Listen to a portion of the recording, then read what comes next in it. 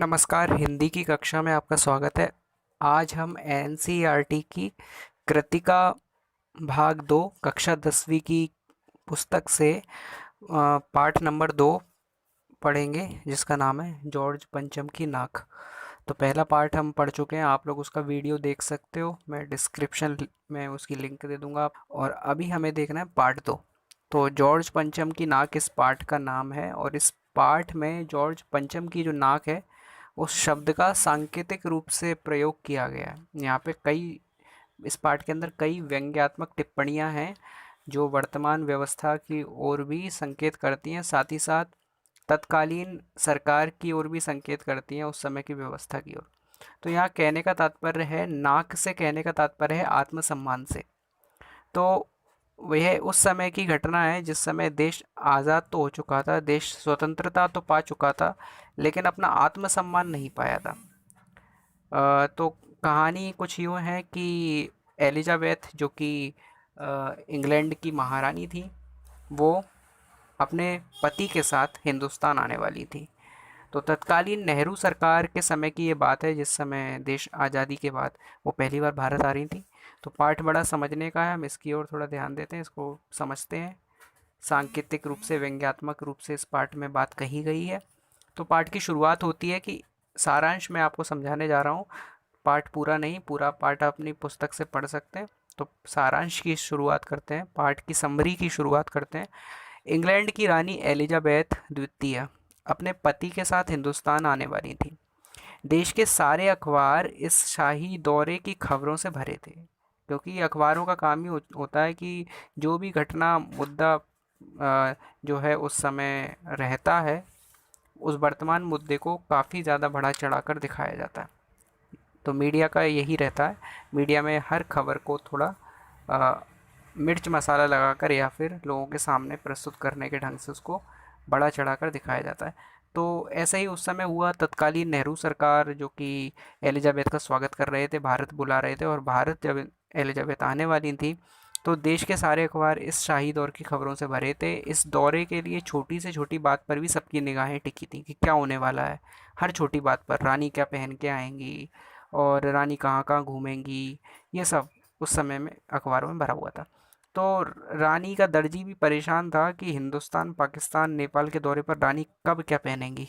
उनका सेक्रेटरी और जासूस भी उनसे पहले ही दौरा करने वाले थे भारत का, जो उनके सेक्रेटरी और जासूस थे। फोटोग्राफरों की फौज तैयार हो रही थी।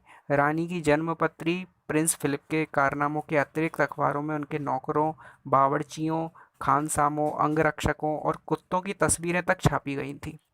दिल्ली में शाही सवारी के आगमन से धूम मची हुई थी। वहाँ की सदा धूल मिट्टी से भरी रहने वाली सड़कें साफ हो गई थी और इमारतों को सजाया संवारा गया था। तो उस समय देश जो था अंग्रेज़ी हुकूमत से त्रस्त था। उस समय देश आज़ाद हुआ था, तो अपनी पीड़ा में था देश। और इस समय के ऊपर बाबा नागार्जुन भी एक कविता लिखते हैं कि आओ रानी हम ढोएंगे पालकी, हुई यही है राय जवाहरलाल की। तो उन्होंने इस पे प्रहार किया है नेहरू सरकार के इस फैसले पर। और काफ़ी, एक आप वो कविता पढ़ सकते हैं, काफ़ी अच्छी कविता है। तो हम वापस कहानी पर आते हैं।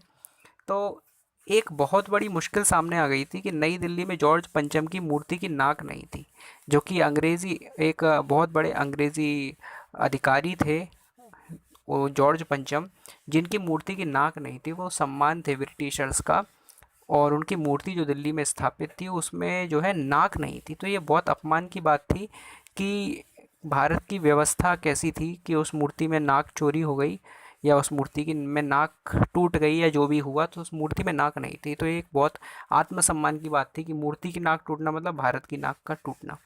तो जॉर्ज पंचम की नाक के लिए किसी वक्त आंदोलन तक हुए थे, राजनीतिक पार्टियों ने प्रस्ताव पास किए थे, अखबारों के पन्ने रंगे गए थे। बहस इस बात पर थी कि जॉर्ज पंचम की नाक रहने दी जाए या हटा दी जाए, क्योंकि जॉर्ज पंचम अंग्रेजी हुकूमत के प्रतीक थे। देश अब आज़ाद हो चुका था, तो देश को आत्मसम्मान अपना वापस चाहिए था। इसलिए इस शर्त पे कि नाक रहने दी जाए, हटा दी जाए, इस पर कई विवाद हुए, कई बहस हुई थी। इसके लिए हथियारबंद पहरेदार भी तैनात किए गए थे। पर इंडिया गेट के सामने वाली जॉर्ज पंचम की मूर्ति की नाक अचानक गायब हो गई। अब ब्रिटिश हुकूमत से रानी एलिजाबेथ आने वाली थी। उनके सामने अगर जॉर्ज पंचम की मूर्ति की नाक ना होती तो बहुत परेशानी होती। तो देश की भलाई चाहने वालों की एक मीटिंग बुलाई गई जिसमें सभी इस बात से सहमत थे कि मूर्ति की नाक तो होनी ही चाहिए, क्योंकि अंग्रेज़ी रानी आने वाली है। तो यदि वह नाक न लगाई गई तो देश की नाक भी नहीं बचेगी। उच्च स्तर पर सलाह मशवरे से तय किया गया कि किसी मूर्तिकार से मूर्ति की नाक लगवा दी जाए। तो मूर्तिकार ने कहा कि नाक तो लग जाएगी, पर उसे पता होना चाहिए कि वह मूर्ति कहाँ बनी थी, कब बनी थी, और इसके लिए पत्थर कहाँ से लाया गया था। अब ये सारा जो है, ये सारी बातें रखने का यहाँ पर पाठ में उद्देश्य यही है कि इसमें प्रहार किया गया है उस व्यवस्था की ओर जिसमें यह भी पता होना चाहिए कि मूर्ति का इतिहास आखिर क्या है। हाँ, ये रखने का उद्देश्य सिर्फ यही है। तो मूर्तिकार ने बोला कि मुझे पहले ये बताओ कि मूर्ति कब बनी थी, रिकॉर्ड दो इस चीज़ का, कब बनी थी, कहाँ पर बनी थी, और इसके लिए पत्थर कहाँ से लाया गया था। पुरातत्व विभाग की फाइलों से भी कुछ पता नहीं चला। मूर्तिकार ने सुझाव दिया कि वह देश के हर पहाड़ पर जाएगा और वैसा ही पत्थर ढूंढ कर लाएगा। इसके पीछे कारण ये भी था कि वो उसी पत्थर से शायद उस मूर्ति की नाक बनाना चाहता था जिससे उस नाक में अंतर ना आए, नहीं तो रानी को लगता कि ये नाक बाद में लगाई गई है। तो जैसा कि मूर्ति में पत्थर लगा था उस प्रकार का पत्थर ढूंढने के लिए वह उसने बोला कि वो हर पहाड़ पर जाएगा। मूर्तिकार हिंदुस्तान के सभी पहाड़ी प्रदेशों और पत्थरों की खानों के दौरे पर निकल गया, परंतु उसे वैसा पत्थर कहीं नहीं मिला। उसने पत्थर को विदेशी बता दिया, उसने कहा कि ये विदेशी पत्थर है, मूर्तिकार ने कह दिया। तो मूर्तिकार ने सुझाव दिया कि देश में नेताओं की अनेक मूर्तियां लगी हैं, यदि उनमें से किसी एक की नाक लाट की मूर्ति पर लगा दी जाए तो ठीक रहेगा। सभापति ने सभा में उपस्थित सभी लोगों की सहमति से ऐसा करने की आज्ञा दे दी कि जाओ, देश में जितने भी बड़े बड़े नेताओं की मूर्तियां हैं तो उनकी मूर्तियों की नाक तलाशो, जिसकी सही बैठ जाए उसकी नाक जो है जॉर्ज पंचम की मूर्ति की नाक पे लगा दो, चेहरे पर लगा दो। तो पंचम जॉर्ज पंचम की नाक का माप उसके पास था, मूर्तिकार के पास। वह दिल्ली से बम्बई, गुजरात, बंगाल, बिहार, उत्तर प्रदेश से होकर मद्रास, मैसूर, केरल आदि सभी प्रदेशों का दौरा करता हुआ पंजाब पहुंचा। उसने गोखले, तिलक, शिवाजी, गांधी जी, सरदार पटेल, गुरुदेव, रविंद्रनाथ टैगोर, सुभाष चंद्र बोस, चंद्रशेखर आज़ाद, राम प्रसाद बिस्मिल, मोतीलाल नेहरू, सत्यमूर्ति लाला लाजपत राय, भगत सिंह, सबकी मूर्तियों को देखा परखा, पूरे हिंदुस्तान की परिक्रमा कराया, पर उसे जॉर्ज पंचम की नाक का सही माप कहीं नहीं मिला। क्योंकि जॉर्ज पंचम की नाक से सब बड़ी निकली। कहने का तात्पर्य ये था कि सभी भारतीय राजनेताओं का जो आत्मसम्मान था वो जॉर्ज पंचम से कहीं ज़्यादा था। तो यहाँ पे सांकेतिक रूप से मैं बताया गया है, सांकेतिक रूप से व्यंग्य है। तो ये नहीं समझना है हमें कि वो नाक के बारे में बात चल रही है, नाक मतलब आत्मसम्मान को लेके चलना है। तो मतलब कहीं भी उस प्रकार की नाक नहीं मिली। सारी भारतीय राजनेताओं की, भारतीय महापुरुषों की नाक जो थी वो उस नाक जॉर्ज पंचम की नाक के माप से बड़ी निकली। अब क्या करें, मूर्तिकार ने अपनी नई योजना पेश करते हुए कहा कि देश की 40 करोड़ जनता में से किसी की जिंदा नाक काटकर मूर्ति पर लगा देनी चाहिए। ये बहुत बड़ी दुविधा सामने आ गई कि 40 करोड़ जनता में से किसकी नाक काटी जाए, जिंदा नाक लगाई जाए। तो ये सुनकर सभापति बहुत परेशान हुआ, लेकिन मूर्तिकार को इसकी इजाज़त दे दी गई। अखबारों में केवल उसने ये शर्त रखी कि अखबारों में ये चीज़ नहीं छपनी चाहिए। तो अखबारों में केवल इतना छपा कि नाक का मसला हल हो गया है और इंडिया गेट के पास जॉर्ज पंचम की लाट पर नाक लग रही है। नाक लगने से पहले फिर हथियारबंद पहरेदारों की तैनाती हुई। मूर्ति के आसपास का तालाब सुखाकर साफ किया गया, उसकी रवाब निकाली गई और ताज़ा पानी डाला गया ताकि लगाई जाने वाली जिंदा नाक सूख ना जाए। अब यहाँ तात्पर्य देखिए जिंदा नाक का क्या है, अभी आपको समझ आएगा, पाठ पढ़ने से शायद ना आया हो। यानी कि किसी की नाक काटी नहीं गई। ये पाठ में देखिए संकेत है, कुछ भी स्पष्ट तौर पर नहीं बताया गया। तो एक चीज़ कई जगह जाती है, एक चीज़ का संकेत कई जगह जाता है। तो जिंदा नाक, अब देखिए कैसे तात्पर्य इसका निकाल सकते हैं हम। तो थोड़े दिन बाद अखबारों में छप गया कि जॉर्ज पंचम की जिंदा नाक लगाई गई है, जो बिल्कुल पत्थर की नहीं लगती। मतलब अखबार वालों ने इस तरह से लिखा, अब जिंदा लिखते तो बवाल हो सकता था, तो उन्होंने इस तरीके से लिखा कि जॉर्ज पंचम की जो नाक लगाई गई है वो बिल्कुल जिंदा है। यानी जिंदा मतलब पत्थर की लगती नहीं, कारीगर ने इतना कुशलता से इसको लगाया है, कुशलता से नाक बनाई है कि वो लगता है जैसे जिंदा नाक है। इस तरीके से खबर छपी। तो उस दिन अखबारों में किसी प्रकार के उद्घाटन या सार्वजनिक सभा की खबर नहीं छपी, किसी का ताज़ा चित्र भी नहीं छपा, सभी अखबार खाली थे। यानी कि कहने का तात्पर्य कि जो है सबकी नाक कट गई, जो सारे उस समय तत्कालीन व्यवस्था थी उसकी नाक कट गई। और भारतीय 40 करोड़ भारतीयों की, मतलब किसी का फोटो नहीं छपा उस समय अखबार में। तो यह संकेत कहने का तौर पर यह है कि किसकी जिंदा नाक उसमें लगी। यानी कि भारतीय व्यवस्था की जिंदा नाक उसमें उस समय लगी। नाक कटने का तात्पर्य ये है। तो ऐसे सांकेतिक व्यंग्य जो है किया गया है। कुछ पाठ के प्रश्न देखेंगे तो और क्लियर हो सकेगा। पहला प्रश्न हम देखते हैं। इसमें एक पाठ में कुल 11 प्रश्न है। पहला प्रश्न है, सरकारी तंत्र में जॉर्ज पंचम की नाक लगाने को लेकर जो चिंता या बदहवासी दिखाई देती है वह उनकी किस मानसिकता को दर्शाती है? तो उत्तर है, सरकारी तंत्र में जॉर्ज पंचम की नाक लगाने को लेकर जो चिंता और बदहवासी दिखाई देती है उससे उनकी गुलाम मानसिकता का बोध होता है कि वो इस तरह से बदहवास हैं अंग्रेज़ी मूर्ति में नाक लगाने के लिए जैसे कि वो उनके गुलाम हो। तो अभी तक पता चलता है कि अभी तक हम गुलामी की जंजीरों से बाहर नहीं निकल पाए। हम अभी तक डर रहे हैं कि एलिजाबेथ क्या सोचेंगी, जबकि देश तो आज़ाद हो चुका है। तो इससे पता चलता है कि वे आज़ाद होकर भी अंग्रेज़ों के गुलाम हैं। जो भारतीय व्यवस्था थी, तत्कालीन नेहरू सरकार थी, उस पर व्यंग्य किया गया, कहा गया है कि वो आज़ादी के बाद भी अंग्रेज़ों के गुलाम बने रहे। उन्हें अपने उस अतिथि की नाक बहुत मूल्यवान प्रतीत होती है जिसने भारत को गुलाम बनाया और अपमानित किया। वे नहीं चाहते कि वे जॉर्ज पंचम जैसे लोगों के कारनामों को उजागर करके अपनी नाराज़गी प्रकट करें, जबकि ज़रूरी नहीं था कि जॉर्ज पंचम की मूर्ति में नाक लगाई जाती। अपने नाराज़गी को प्रकट करना चाहिए था, क्योंकि जॉर्ज पंचम जैसे अधिकारियों ने भारत पर बहुत अत्याचार किए, भारतीयों को गुलाम बना कर रखा। लेकिन फिर भी नेताओं के अंदर ये डर था कि जॉर्ज पंचम की मूर्ति में नाक होनी चाहिए, जबकि उनको तो और प्रतिकार करना चाहिए था उस चीज़ का। तो वे नहीं वे उन्हें अब भी सम्मान देकर अपनी गुलामी पर मोहर लगाए रखना चाहते हैं। इस पाठ में अतिथि देवो पर भव की परंपरा पर भी प्रश्न चिन्ह लगाया गया है। लेखक कहना चाहता है कि अतिथि का सम्मान करना ठीक है, परंतु वह अपने अपने आत्मसम्मान की कीमत पर नहीं होना चाहिए कि अपने आत्मसम्मान से भी समझौता करना पड़ जाए नाक लगा अतिथि का सम्मान रखने के लिए। तो यहाँ पर इस चीज़ पर प्रश्न किया गया है। रानी एलिजाबेथ के दूसरा प्रश्न में लेते हैं, रानी एलिजाबेथ के दर्जी को परेशानी का क्या कारण था, उसकी परेशानी को आप किस तरह तर्कसंगत ठहराएंगे? तो दर्जी रानी एलिजाबेथ के भारत के दौरे से परिचित था। रानी पाकिस्तान, भारत और नेपाल का दौरा करेंगी तो उस देश के अनुकूल वेश धारण करेंगी। कहीं भी कोई बड़ा राजनेता जाता है तो अधिकतर जो देखा जाता है कि उस जगह की वेशभूषा परंपरा को अपनाता है, उस जगह से लोगों से जुड़ाव के लिए और वहाँ के उस वातावरण को, उस परंपरा को फ़ील करने के लिए, एहसास करने के लिए। तो दर्जी परेशान था कि कौन-कौन से देश में कैसी-कैसी ड्रेस पहनेंगी रानी एलिज़ाबेथ। इस बात की दर्जी को कोई जानकारी नहीं थी और ना कोई निर्देश था, इसलिए दर्जी परेशान था। उसकी चिंता अवश्य विचारणीय थी। प्रशंसा की कामना हर व्यक्ति को होती है, उसको भी थी। अगर वो रानी के लिए सही वस्त्र बनाता तो उसको प्रशंसा का पात्र समझा जाता। उसका सोचना था कि जितना अच्छा वेश होगा उतनी ही मेरी ख्याति होगी। वह इस तरह उसकी चिंता उचित ही थी। तो ये दूसरा प्रश्न पूरा होता है। तीसरा प्रश्न जो है वो है, और देखते ही देखते नई दिल्ली का कायापलट होने लगा। नई दिल्ली के कायापलट के लिए क्या क्या प्रयत्न किए होंगे? मतलब जैसे ही अंग्रेजी हुकूमत की रानी भारत आने लगी तो भारत के कायापलट हो गए, और जब जो भारतीय जनता है उसके लिए बिल्कुल विकास वगैरह नहीं हुआ था। नेहरू सरकार उस समय अंग्रेजी हुकूमत के स्वागत के लिए भारत को रंग रोगन करने लगी थी। तो नई दिल्ली के कायापलट के लिए सबसे पहले गंदगी के ढेरों को हटाया गया होगा। सड़कों, सरकारी इमारतों और पर्यटन स्थलों को रंगा पोता और सजाया संवारा गया होगा। उन पर बिजलियों का प्रकाश किया गया होगा। सदा से बंद बड़े फव्वारे चलाए गए होंगे। भीड़ भाड़ वाली जगहों पर ट्रैफिक पुलिस का विशेष प्रबंध किया गया होगा। तो ऐसे बनावटी साज समाज की सामान किया गया होगा। चौथा प्रश्न है, आज की पत्रकारिता में चर्चित हस्तियों के पहनावे और खान पान संबंधी आदतों आदि के वर्णन का दौर चल पड़ा है। क, इस प्रकार की पत्रकारिता के बारे में आपके क्या विचार हैं? ख, इस तरह की पत्रकारिता आम जनता विशेषकर युवा पीढ़ी पर क्या प्रभाव डालती है?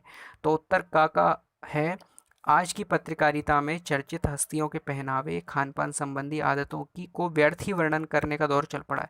आज हम देखते हैं कि पत्रकारिता में, मीडिया में हर चीज़ का, बड़ी बड़ी हस्तियों के पहनावे, खान पान, हर चीज़ का वर्णन करते हैं, हर चीज़ की आदतों का वर्णन करते हैं।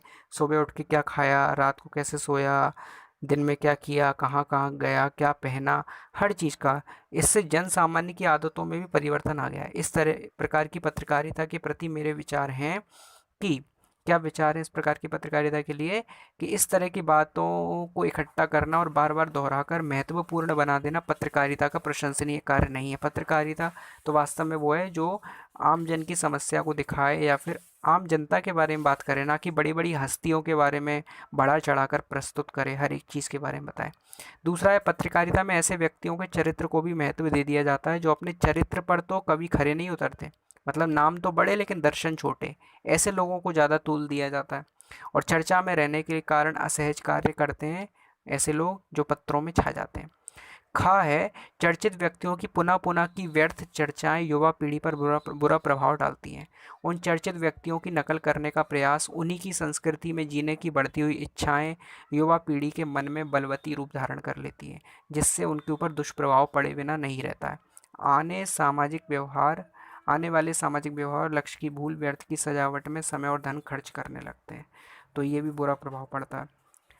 इसके बाद पांचवा प्रश्न है, जॉर्ज पंचम की लाट की नाक को पुनः लगाने के लिए मूर्तिकार ने क्या क्या यत्न किए। लाट अर्थात मूर्ति। तो उत्तर इसका, जॉर्ज पंचम की लाट की नाक को लगाने के लिए मूर्तिकार ने बहुत सारे प्रयत्न किए। उसने सबसे पहले उस पत्थर को खोजने का प्रयत्न किया जिससे वह मूर्ति बनी थी। इसके लिए पहले उसने सरकारी फाइलें ढूंढवाई, फिर भारत के सभी पहाड़ों और पत्थर की खानों का दौरा किया, फिर भारत के सभी महापुरुषों की मूर्तियों का निरीक्षण करने के लिए पूरे देश का दौरा किया। अंत में जीवित व्यक्ति की नाक काटकर जॉर्ज पंचम की मूर्ति पर लगा दी गई, जो कि पाठ के अनुसार कहा गया है। फिर प्रश्न क्रमांक 6 में पूछा गया कि प्रस्तुत कहानी में जगह जगह पर ऐसे कथन आए हैं जो मौजूदा व्यवस्था पर करारी चोट करते हैं। उदाहरण के लिए, फाइलें सब कुछ हजम कर चुकी हैं, सब हुक्कामों ने एक दूसरे की तरफ ताका। पाठ में आप ऐसे अन्य कथन चाट कर लिखिए जो व्यंग्य करते हैं, जो करारी चोट करते हैं उस समय की व्यवस्था पर। तो पाठ में आई ऐसी व्यंग्यात्मक घटनाएं वर्तमान व्यवस्था पर भी चोट करती हैं, जिनको हम 3 पॉइंट में हमने लिया है। पहला, शंख इंग्लैंड में बज रहा था और गूंज हिंदुस्तान में आ रही थी, यानी कि रानी जो है वो इंग्लैंड की, लेकिन जो व्यवस्था हो रही है वो भारत में। तो अभी तक गुलामी के दौर में हम जी रहे थे। दिल्ली में सब था, फिर जॉर्ज पंचम की लाट पर नाक नहीं थी। सिर्फ जॉर्ज पंचम की लाट पर नाक, यानी कि आत्मसम्मान नहीं था, सब था। देश आज़ाद हो चुका था लेकिन बस आत्मसम्मान नहीं था। तीसरा, गश्त लगती रही और लाट की नाक चली गई। देखने वाली बात है कि सब तरफ व्यवस्था पूरी थी, फिर भी जो नाक है वो कैसे चली गई मूर्ति की। सातवां प्रश्न है, नाक मान सम्मान व प्रतिष्ठा का द्योतक है, यह बात पूरी व्यंग्य रचना में किस तरह उभर कर आई है, लिखिए। तो इस पाठ में नाक जो है मान सम्मान और प्रतिष्ठा की परिचायक है, परिचय देने वाली है। जॉर्ज पंचम भारत पर विदेशी शासन के प्रतीक हैं। उनकी कटी हुई नाक उनके अपमान की प्रतीक है। इसका अर्थ है कि आज़ाद भारत में जॉर्ज पंचम की नीतियों को भारत विरोधी मानकर अस्वीकार कर दिया गया। उनकी नाक का गायब होना इस बात का प्रतीक है कि भारतीय नहीं चाहते कि उनको सम्मान दिया जाए, क्योंकि उन्होंने भारतीयों पर अत्याचार किए। रानी एलिजाबेथ के आगमन से सभी सरकारी अधिकारी अंग्रेजी शासन के विरुद्ध अपनी नाराजगी व्यक्त करने की बजाय उनकी आराधना में जुट गए, उनके सम्मान में जुट गए। जॉर्ज पंचम का भारत की धरती से कोई अनुराग नहीं था, फिर भी जॉर्ज पंचम का इतना सम्मान रखा गया। उनकी आस्था पूरी तरह विदेशी थी, उनकी मूर्ति का पत्थर तक विदेशी था, ये बताया गया है पाठ के माध्यम से। फिर उनका मान सम्मान किसी भारतीय नेता या बलिदानी बच्चे से भी अधिक नहीं था। उनकी नाक भारतीय स्वतंत्रता सेनानियों की नाक से भी नीची थी। इसके बावजूद सरकारी अधिकारी उसकी नाक बचाने में लगे रहे, उसका सम्मान बचाने में लगे रहे। लाखों करोड़ों रुपया बर्बाद कर दिया गया, यहाँ तक कि अंत में किसी जीवित व्यक्ति की नाक काटकर जॉर्ज पंचम की नाक पर बिठा दी गई।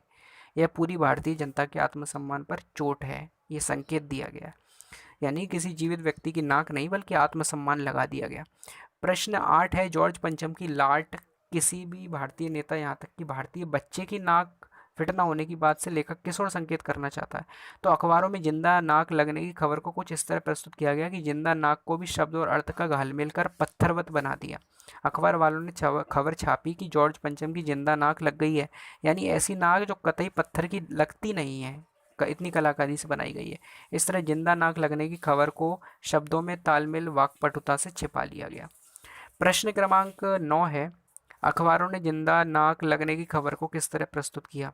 तो उत्तर है, अखबारों ने जॉर्ज पंचम की नाक की जगह जिंदा नाक लगाने की खबर को बड़ी कुशलता से छिपा लिया। उन्होंने बस इतना ही छापा, नाक का मसला हल हो गया है, राजपथ पर इंडिया गेट के पास वाली जॉर्ज पंचम की मूर्ति में नाक लग गई है, बस ये खबर छपी। अगले प्रश्न का उत्तर है, अगला प्रश्न जो है प्रश्न क्रमांक 10वां इस पाठ का, जिसमें पूछा है, नई दिल्ली में सप्ताह सिर्फ नाक नहीं थी, इस कथन के माध्यम से लेखक क्या कहना चाहता है। तो नई दिल्ली में सप्ताह सिर्फ नाक नहीं थी, यह कहकर लेखक स्पष्ट करना चाहता है कि भारत के स्वतंत्र होने के बाद यहाँ सारी सर्वथा संपन्न हो चुका था, कहीं भी विपन्नता नहीं थी, कोई कमी नहीं थी। अभाव था तो केवल आत्मसम्मान का, स्वाभिमान का। संपन्नता होने पर भी देश परतंत्रता की मानसिकता से मुक्त नहीं हो पाया था। अंग्रेज का नाम आते ही हीनता का भाव उत्पन्न हो जाता था कि ये हमारे शासक रहे हैं। गुलामी का कलंक हमारा पीछा नहीं छोड़ रहा था। अगर कोई अंग्रेजी शासक आ रहा था तो उसके आत्मसम्मान के लिए हम जो है पूरी तरह समर्पित हो रहे थे। तो ये लेखक इसलिए कहना चाहता है कि दिल्ली में सिर्फ नाक नहीं थी, यानी कि भारत के अंदर सब कुछ आ चुका था, लेकिन खोया हुआ आत्मसम्मान वापस नहीं आया था।